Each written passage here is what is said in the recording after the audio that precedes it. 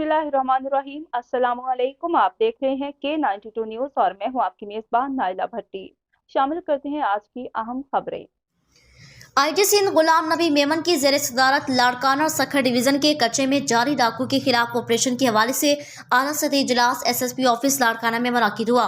इजलास में आईजी सिंध जनाब गुलाम नबी मेमन को ब्रीफिंग देते हुए DIG लाड़काना रेंज ने बताया कि लाड़काना डिवीजन के कच्चे में जारी ऑपरेशन के दौरान ताहाल 1658 पुलिस मुकाबले हुए, जिसमें 96 डाकू हलाक हुए, जिनमें 6 नाम याफ्ता डाकू भी शामिल हैं। 301 डाकू जराइम पेशा जख्मी हालत में गिरफ्तार, 23 नाम याफ्ता डाकू गिरफ्तार, 434 गैंग्स का खात्मा, 2477 डाकू जराइम पेशा अफराद गिरफ्तार किया गया।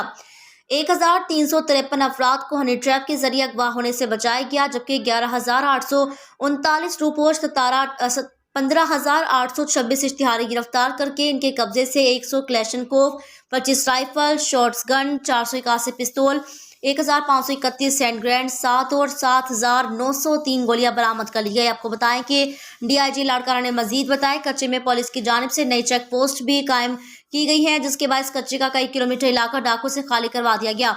इजलास में आईजी सिंध गुलाम नबी मेमन साहब ने DIG लाड़काना रेंज और इनकी टीम की जानिब से कच्चे में जारी ऑपरेशन के दौरान इनकी कारकर्दगी को सराहा।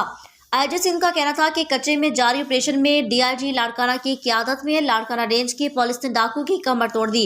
आईजी सिंध ने इस उम्मीद का इजहार किया लाड़काना रेंज में पुलिस मुस्तकबिल में भी अच्छी कारकर्दगी का सिलसिला जारी रखेगी।